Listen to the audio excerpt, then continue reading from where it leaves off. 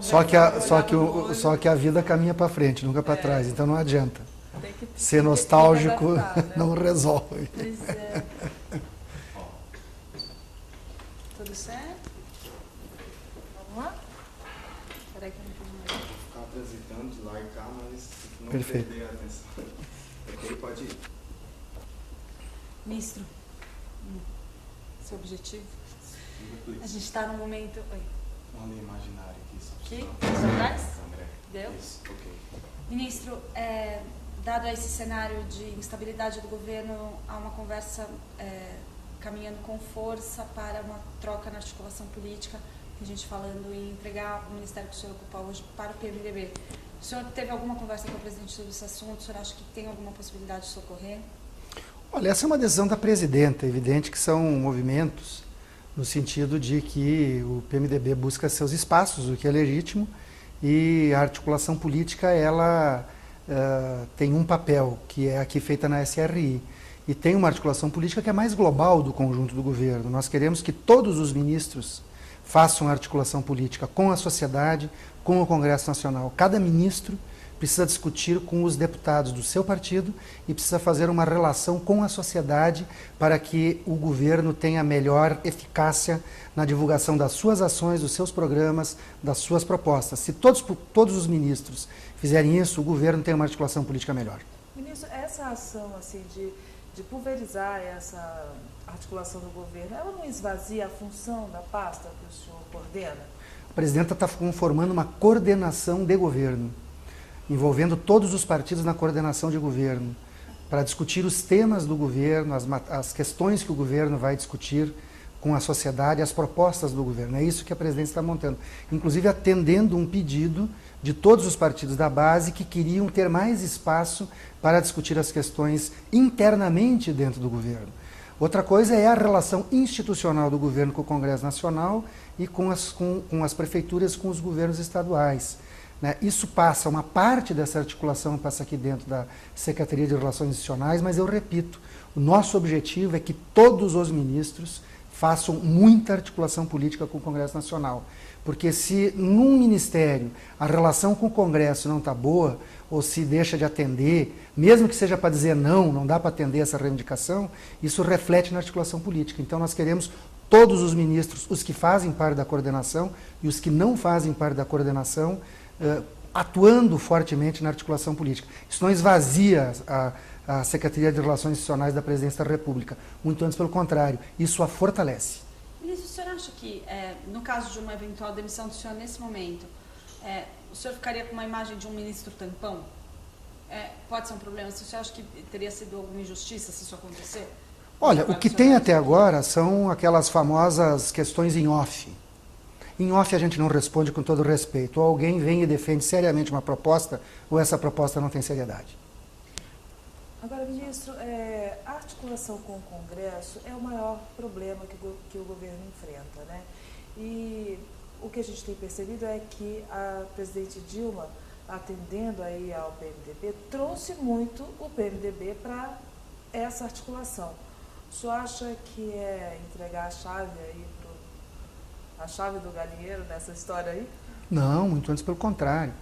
Eu tenho, inclusive, falado com o vice-presidente Michel Temer, tenho conversado com ele para ele ajudar na articulação política do governo com o Congresso Nacional, porque o presidente Michel Temer já foi presidente da Câmara dos Deputados, né? O vice-presidente já foi 2 vezes, mais de uma vez ele foi presidente da Câmara dos Deputados. Tenho pedido para ele ajudar nessa articulação, ele tem ajudado, tenho conversado diretamente com ele, independente dos contatos com os congressistas. Então o PMDB é um partido importante, é o partido do vice-presidente, o PMDB tem que participar ativamente desse processo, né? Agora, é verdade que nós tivemos turbulências iniciais, primeiro uma disputa entre o PT e o PMDB na disputa da Câmara, isso foi vencido. Num segundo momento, né, houve toda essa turbulência em função dos vazamentos da lista do Procurador-Geral da República, surgiu a lista do Procurador-Geral da República, isso gerou um clima interno dentro do Congresso Nacional muito conturbado, tivemos aí quase 2 semanas de muita efervescência, muita ansiedade dentro do Congresso Nacional, Mas tivemos uma semana em que o governo teve grandes vitórias no Congresso Nacional. Em primeiro lugar, mantivemos todos os vetos que o Poder Executivo havia posto a determinadas matérias que tinham sido aprovadas pelo Congresso, mantivemos todos os vetos, né, e também fazendo com que matérias importantes fossem aprovadas. Nós conseguimos aprovar o Estatuto da Pessoa com Deficiência, né, retirando inclusive cláusulas que dariam um impacto fiscal de cerca de 30 bilhões de reais. Negociamos alternativas em relação à questão do imposto de renda, né, fazendo com que construíssemos uma tabela progressiva, fazendo o diálogo do governo com o Congresso e construindo alternativas que foram boas para a sociedade, para o Congresso e para o governo. Eu acho que nos últimos dias há um processo de recomposição da base do governo e de capacidade de resposta do governo que é muito efetiva, que parte se deve ao trabalho da Secretaria de Relações Institucionais da Presidência, parte se deve ao conjunto do trabalho do governo, de vários ministérios atuando na relação com o Congresso Nacional. Ministro, existe uma ala grande ali do próprio PMDB, por exemplo, mesmo de partidos como o PT, que argumentam que a culpa não é muito menos dos problemas de articulação, não é do ministro da articulação, ou não é de um personagem envolvido, ou mesmo da Casa Civil, é da presidente, que ela tem um problema de articulação política e de diálogo com o Congresso, e que ela insiste em não mudar a postura dela. O senhor acha que nesses últimos dias a gente viu uma mudança concreta de postura da presidente em relação ao Congresso? Olha, os fatos mostram que a presidenta reuniu com os líderes dos partidos da base na Câmara e reuniu com os líderes do partido da base no Senado. Os fatos mostram que a presidenta tem feito um grande esforço de articulação política com os partidos, fazendo reuniões com os partidos, não reuniu com todos os partidos, com a cúpula na Câmara e do Senado e dos partidos, das direções partidárias propriamente dita, né? Isso tem acontecido e com isso nós conseguimos efetivamente fazer um processo em que nós tenhamos tido vitórias no Congresso Nacional. A presidenta participou ativamente desse processo, né? E foi pactuada com os líderes do governo no Senado, com os líderes do governo na Câmara. A partir disso, o ministro da Fazenda, com os parâmetros que foram discutidos de construir uma tabela progressiva no imposto de renda, entrou em cena, fez a negociação e tivemos vitórias. Então a presidenta Dilma tem participado ativamente da articulação política. Esses são os fatos. O resto são versões dos fatos daqueles que tentam insistir na tentativa de manter um clima de instabilidade política entre o governo e o Congresso Nacional. Nós queremos estabilizar essas relações. Divergências sempre haverão, né? Posições eventualmente diferentes entre os próprios partidos da base em alguns temas haverão. Isso não é problema. A questão toda é pactuar como isso vai tramitar. E eu acredito que essa semana nós tivemos vitórias importantes. Esses são os fatos. O resto são versões dos fatos. Mas esses fatos eles vieram justamente no momento onde houve uma interferência do presidente Lula mais uma vez na condução do governo. Ele entrou em campo, conversou com articuladores, imagino que ele possa ter conversado com o senhor também, mas conversou com vários líderes que participaram dessa articulação. E aí a gente vê um avanço, mas o que já aconteceu em outras situações foi, depois, progressivamente, a presidente se fecha novamente para a relação com os partidos. O senhor acha que não tem mais risco disso acontecer? Primeiro, o presidente Lula sempre ajuda e tem conversas permanentes com a presidenta Dilma, né? Periodicamente eles reúnem, falam por telefone ou reúnem-se em reuniões presenciais. Isso não é de hoje, isso sempre aconteceu, né? Objetivamente, eu vou repetir, né? A presidenta Dilma reuniu-se com os líderes do Senado, reuniu-se com os líderes da Câmara, constituiu uma coordenação de governo, atendendo um pedido dos partidos da base. Essa coordenação de governo está constituída e nós queremos que todos os ministros façam muita política, façam a gestão dos seus ministérios, obviamente, dos programas, das ações de governo, mas façam muita política com o Congresso Nacional, com a sociedade, explicando para a sociedade e para o Congresso Nacional as várias ações do governo. Veja que, no que diz respeito ao Congresso Nacional, nós temos matérias que tramitam e o governo precisa aprovar, né? Matérias de diversos ministérios. Eu vou dar um exemplo concreto. Surgiu um ruído na apreciação dos vetos, agora nessa semana, em torno de um item em que houve uma articulação para derrubar o veto, onde uma parcela dos partidos da base queriam derrubar o veto numa área relativa ao Ministério de Minas e Energia. O que eu fiz? Eu liguei para o ministro Eduardo Braga, que é o ministro da Minas e Energia, disse, estamos com ruído em alguns partidos da base, me ajude, entre em cena. Tá? Falei com o ministro Mercadante, falei com o ministro Miguel Rosseto, falei com o ministro Antônio Carlos Rodrigues, falei com o ministro Kassab, falei com diversos ministros. Nos ajudem a conversar com todos os parlamentares para a gente manter os vetos. Objetivamente, mantemos os vetos. Então, quando a gente diz que a articulação política precisa de todos os ministros, é disso que eu estou falando.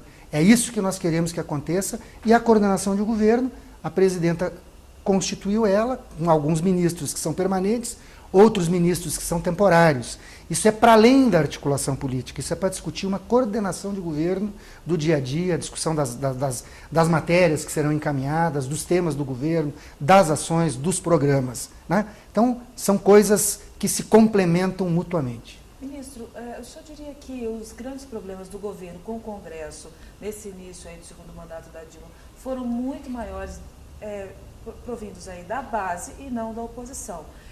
Diante disso, o senhor acha que não haveria articulação política que desse conta de resolver esse problema, a não ser essa coordenação chamando aí os ministros das outras pastas e dos partidos aliados, da coalizão? Nós terminamos 2014 já com esta solicitação, iniciamos 2015 com essa solicitação. Os partidos diziam, veja que é uma coisa muito interessante, os partidos não diziam nós queremos mais cargos, como via volta e meia, né? Alguns tentam inferir que o único jeito de segurar os partidos é distribuindo cargos ou coisa do gênero. Os partidos diziam, nós queremos mais espaço para discutir a política do governo. É isso que a coordenação política tenta fazer, um espaço maior, mais amplificado, né, para discutir a política do governo. A presidenta Dilma tem demonstrado concretamente essa sua disposição para aprimorar essas relações internas internamente ao governo e do governo com o Congresso Nacional. Eu acho que essa é uma pauta que teve respostas importantes nos últimos dias, com excelentes resultados para o governo. Nós vamos continuar exercitando esse processo, porque ele produziu vitórias ao governo essa semana, e acredito que, em continuando esse processo, nós continuaremos construindo vitórias para o governo e para a sociedade, porque as matérias que nós votamos, que nós apreciamos, foram vitórias para a sociedade brasileira. Ministro, o PT tem que ir para o sacrifício dentro desse processo? E tem que entender que é um sacrifício a ser feito do espaço que ele controlava no governo até então? Veja bem, toda a área de infraestrutura do país não está na mão do PT. O PMDB tem o Ministério dos Portos, tem o Ministério da Aviação Civil, portanto, portos, aeroportos está com o PMDB. Minas e Energia, toda a infraestrutura de energia do Brasil, o Ministério de Minas e Energia está com o PMDB. O Ministério dos Transportes está com o PR. O Ministério da Integração Nacional está com o PP. O PT tem aberto espaço para todos os partidos. Eu não vou nem falar de outras situações. O Ministério da Educação está com o PROS. Né? Então, o PT não é um partido que domina o conjunto dos ministérios. Não, ele justamente domina muito menos hoje, mas o PT lida mal com isso. Há uma queixa forte no partido em sempre ceder espaço, teve que ceder pastas estratégicas até aqui mesmo. O PT tem a presidência da República. O PT tem nada mais, nada menos do que a presidência da República. Isso não é pouca coisa. Isso significa que nós também temos que abrir espaço para os outros partidos, mas não é só uma questão de abrir espaço para partidos. É a questão de implementar um programa de governo. Tá? Nós agora estamos fazendo um processo de ajuste fiscal, que é um ajuste fiscal necessário, porque o ano passado nós tivemos um déficit primário. Tivemos um déficit primário porque nós mantivemos o pé no acelerador dos investimentos, não reduzimos nesse sentido os gastos do governo, mas tivemos uma desaceleração da economia mais forte do que imaginávamos. Né? E a desaceleração econômica afeta a arrecadação do governo. E fizemos várias desonerações de tributos para amplos setores da sociedade, o que afetou também a arrecadação do governo. E tivemos uma brutal seca que não acabou. Nós estamos com 3 anos persistentes de seca no Sudeste e no Nordeste. Isso afeta uma parte na questão de alimentos, gerando uma certa inflação de alimentos, e também afeta a questão da energia hidroelétrica, que diminui a geração hidrelétrica e nos obriga a ligar as termoelétricas, o que encarece o custo da energia. E por isso tivemos que fazer um reajuste nas tarifas. Embora, se não tivéssemos feito a redução das tarifas de 2013, esse reajuste teria sido muito maior agora, porque as pessoas esquecem que nós reduzimos as tarifas em 2013, né? Se não fosse a redução das tarifas de 2013, nós estaríamos com um impacto muito maior agora. Mas tem um certo repique na inflação. Então aumenta um pouquinho a inflação por razões desse tipo. Nós temos que fazer um ajuste fiscal de curto prazo para retomarmos o mais rapidamente possível, né, o nosso projeto de constituição de um grande mercado interno de consumo de massas no Brasil. O Brasil não está pior do que estava há 10 anos atrás, né? Pode ter uma dificuldade momentânea. Nós não temos um desajuste estrutural na economia do Brasil. Não há o menor risco de ter uma disparada inflacionária. Poderá ter uma inflação um pouquinho mais alta. Não há o menor risco de ter uma disparada de juros. Poderá ter uma taxa de juros um pouquinho mais alta. Não há o menor risco de ter uma escalada do desemprego. Nós chegamos ao menor patamar de desemprego da história do Brasil. Poderá aumentar um pouquinho, para logo em seguida baixar novamente. Isso sim pode acontecer. Então, não há razão para esse pessimismo que existe hoje na economia. Porém, né, aqueles que querem criar um processo de instabilidade política e econômica pregam um pessimismo econômico maior do que ele é e tentam constituir, às vezes em fatos reais, uma crise política, às vezes sem fatos reais, insistir em agendas que criam uma crise política, né? Então, nós estamos trabalhando para que essas duas questões se completem logo ali na frente. Nós avaliamos que no segundo, não só nós, o próprio mercado, né, avalia que o segundo semestre, em termos de economia, será melhor que o primeiro, né? O Brasil avançou muito nos últimos anos, né? As pessoas saíram da miséria, as pessoas foram para a classe média. Outro dia eu vi um artigo de alguém que dizia o seguinte: a nova classe média está com algumas dificuldades. Eu quero dizer que pode ser que esteja com dificuldades. Agora, dificuldade eles tinham quando eles nem eram uma nova classe média. Aí eles viviam mais dificuldades. Então nós temos que ter mais capacidade de dizer isso para a população. Eu até acho que a gente está tendo pouca capacidade de dizer isso para a população. O problema é de comunicação no governo. Veja, não estou falando que é um problema de comunicação, é uma coisa que tu faz todos os dias. Todos os ministros têm que fazer comunicação. Todas as pessoas que estão no governo e que dialogam com a opinião pública têm que fazer comunicação. Mas uma política de comunicação estruturada dá resultados melhores, né, ministro? Mas a comunicação é um esforço diário e cotidiano, né? É uma coisa do dia a dia. A batalha da comunicação é diária e cotidiana, né? Essas questões que eu estou colocando, elas são reais, né?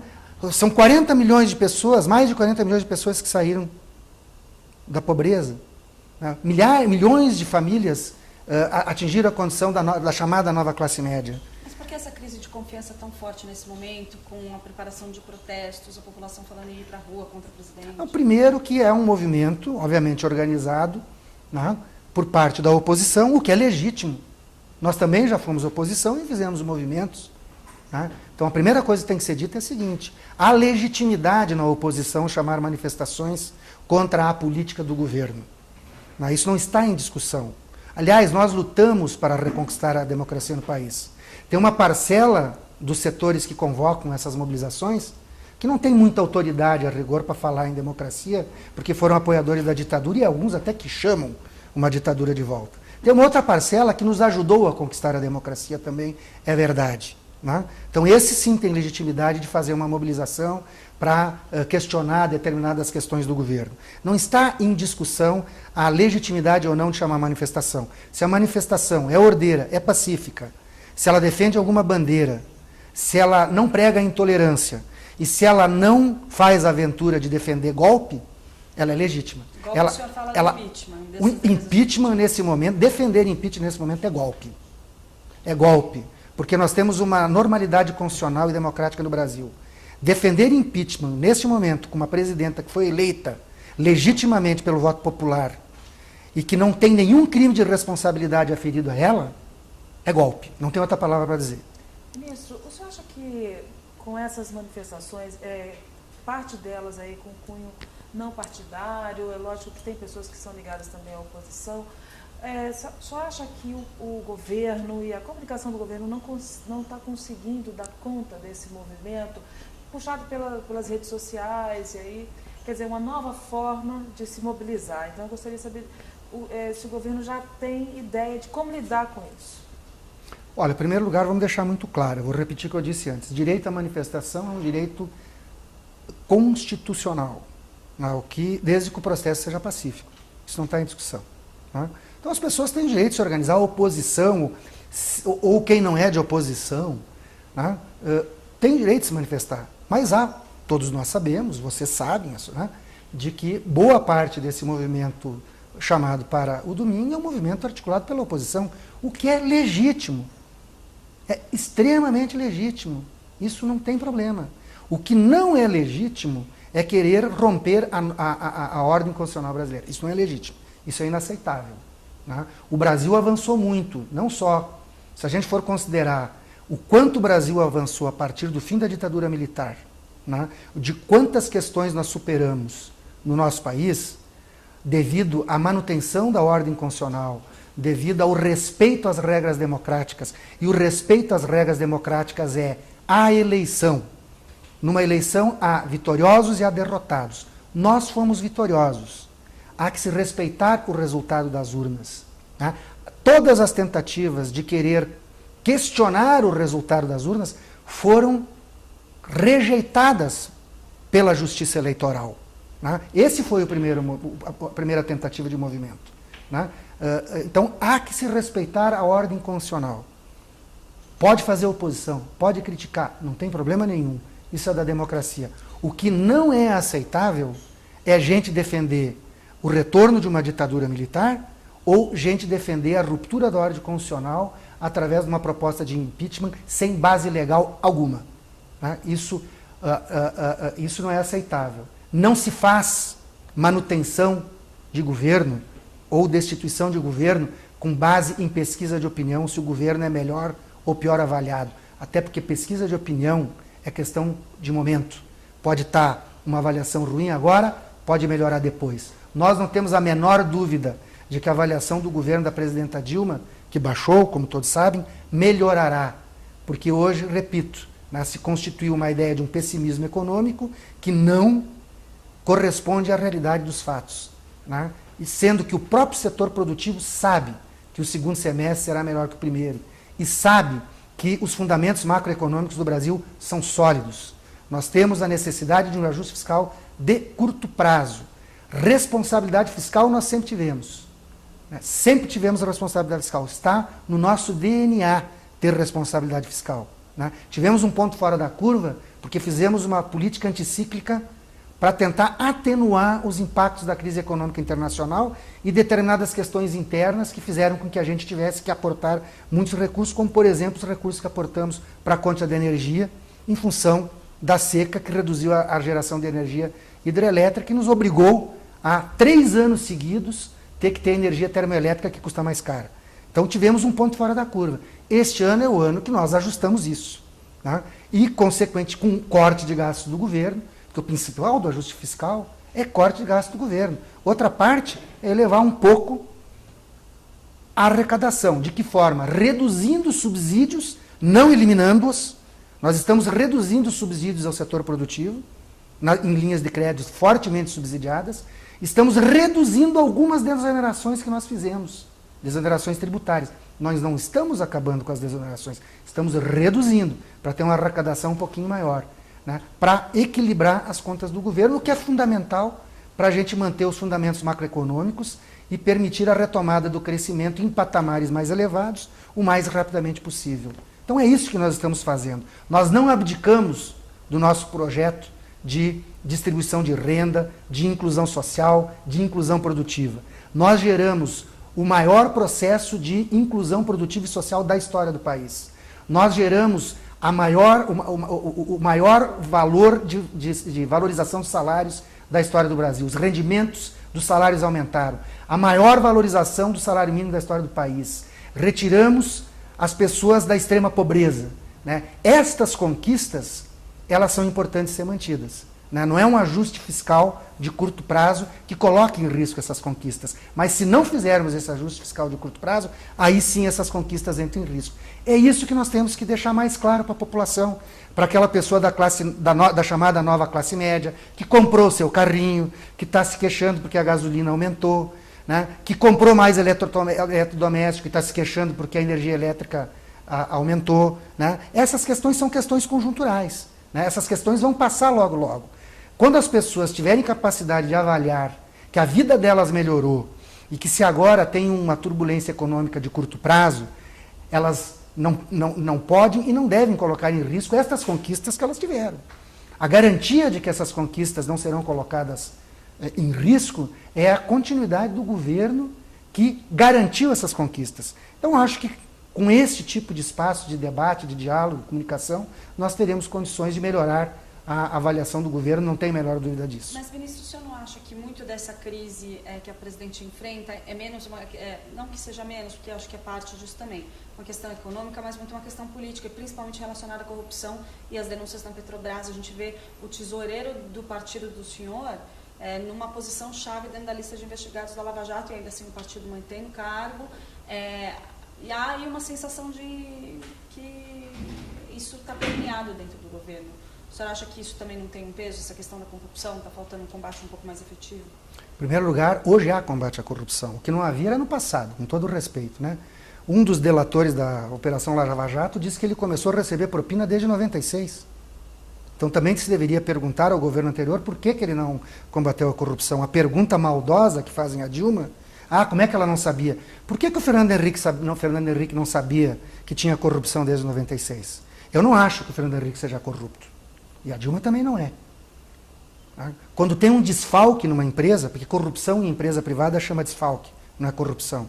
Quando o setor de compras lá de uma empresa, algum funcionário comete um desvio de dinheiro, chama desfalque. O presidente da companhia sabia? Não, ele não sabia. Descoberto, se tomam as medidas. É assim que sempre foi. E assim será. Hoje, as instituições que têm que combater a corrupção são sólidas. Ministério Público, Controladoria Geral da União, Polícia Federal, né? Esses órgãos estão atuantes. O Ministério Público tem autonomia para investigar. Acabou a história de que o procurador é transferido, o policial federal é transferido. Deixa investigar, tem autonomia. As instituições que têm que combater a corrupção são fortes e atuantes e têm autonomia para investigar. Então estamos descobrindo corrupção. O nosso problema é que o governo, que mais deu condições para que se combatesse a corrupção e se descobrissem crimes contra o erário público, acaba passando uma ideia para a opinião pública que a corrupção aumentou. Não, o que aumentou foi o combate à corrupção. Mas como o combate à corrupção aumentou e se descobre a corrupção, então parece que a corrupção aumentou. Então isso faz com que uma parcela da opinião pública, que às vezes não é bem esclarecida, inclusive por alguns veículos de comunicação, não quero generalizar, porque toda generalização é injusta, mas tem alguns veículos de comunicação que fazem a máxima do Chacrinha. Eu não vim aqui para explicar, eu vim para confundir. Né? E confunde a opinião pública porque tem uma posição de oposição ao governo, o que inclusive é legítimo.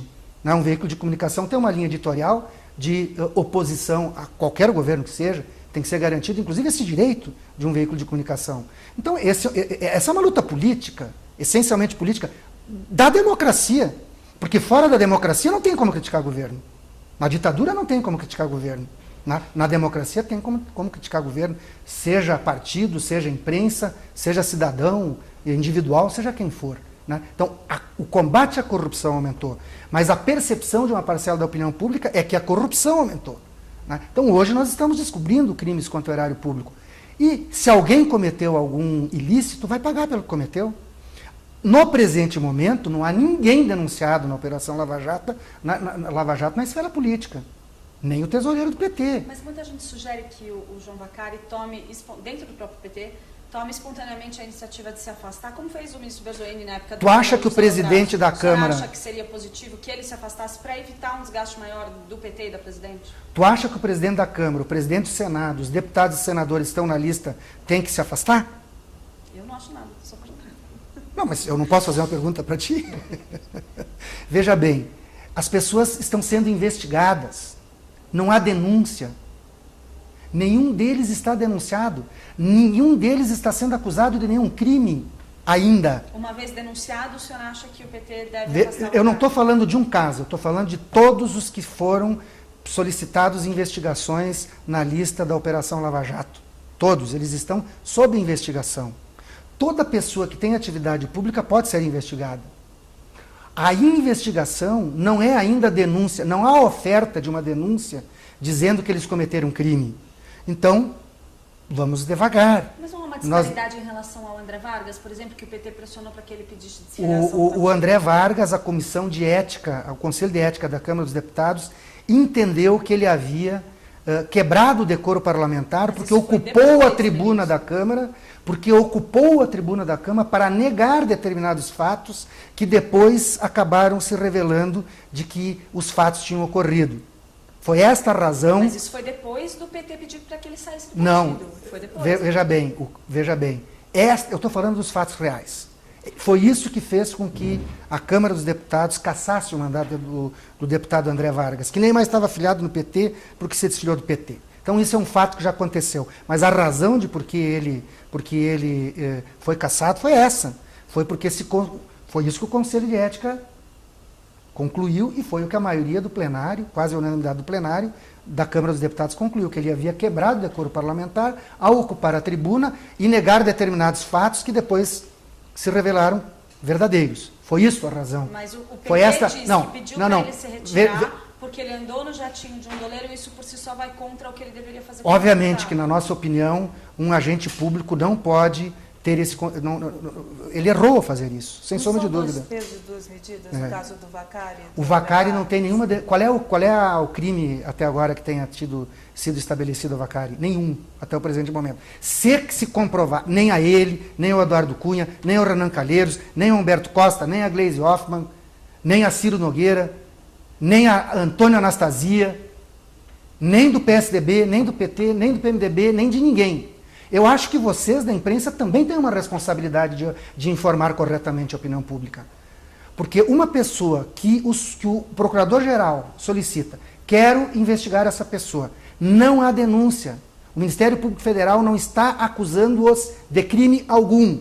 Está pedindo para ampliar investigações para ver se é verdade ou não é verdade aquilo que algum indício da delação premiada de uma pessoa criminosa, confessadamente criminosa, réu confesso, portanto, fez. Será que é verdade aquilo que a pessoa está dizendo? É isso que está acontecendo com essas pessoas. Elas têm que ser investigadas, e serão, porque não tenho dúvida que o Ministério Público Federal continuará as investigações. Né? Se ao fim e ao cabo alguma delas comprovar-se que cometeram algum ilícito, obviamente que será oferecida denúncia. Significa que virarão réus.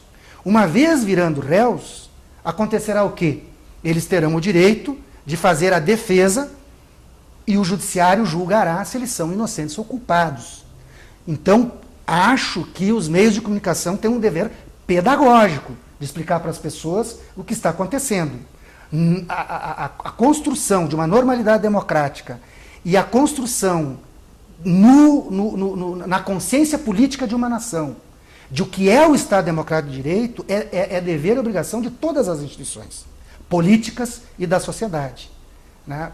Os meios de comunicação, com todo o respeito que tenho, têm o dever e a obrigação de fazer, né, uma explicação pedagógica de qual é o momento que se vive nesse momento. Né? O momento é que não há ninguém, até o presente momento, acusado de crime, exceto aqueles que confessadamente disseram, cometemos o crime e estão fazendo uma delação premiada.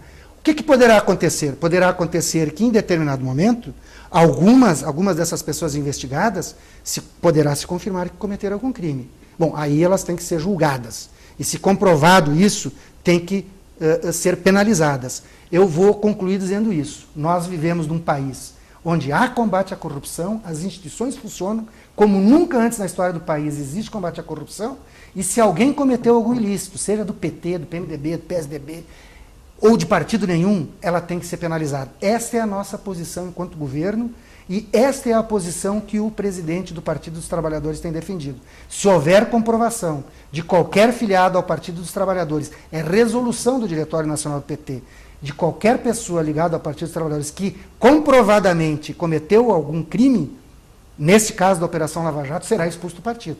Mas nós não chegamos nesse estágio ainda para saber disso. As investigações estão em curso. Ministro, só mais uma pergunta aqui, voltando para a questão da coalizão. O senhor acha que o PMDB, qual é o problema do PMDB nesse caso? O PMDB é insaciável? Eu gostaria de saber também do senhor o seguinte, o governo errou no início desse ano quando chegou a conversar com alguns ministros sobre alternativas para não ter o PMDB, para ficar menos refém do PMDB, o maior partido da base. O senhor acha que isso prejudicou bastante a articulação do governo?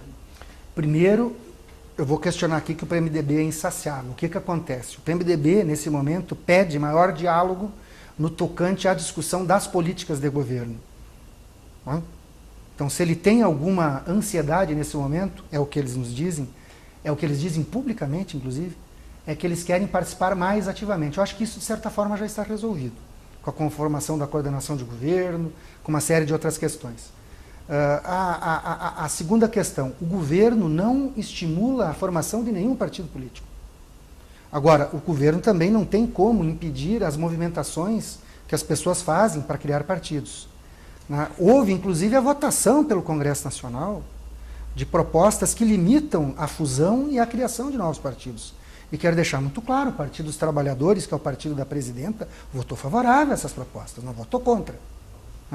Então, isso é uma questão que não é real. O governo não está estimulando a formação de outros partidos para diminuir os espaços do PMDB. Agora, é verdade que a coalizão que elegeu a presidenta Dilma é maior do que a coalizão que elegeu anteriormente. Nós temos 2 novos partidos nessa coalizão, formalmente, que nas convenções partidárias definiram que apoiariam a candidatura da presidenta Dilma. É o caso do PROS e é o caso do PSD. Então, nós incorporamos formalmente o PSD e o PROS dentro do governo. Agora, assim como o PMDB, o PP, o PT, o PCdoB fazem as suas movimentações políticas, o PROS e o PSDB também, e o PSD também fazem as suas movimentações políticas. Não tem como amarrar as pessoas numa mesinha ou numa cadeira dizendo que elas não podem se movimentar. Isso é da natureza da política. Agora, a maior comprovação que o PT quer uma ordem partidária estável, é que o PT votou favorável. Tanto a questão que dificulta fusões, como a questão que dificulta a criação. Não é que dificulta, cria regras mais estáveis.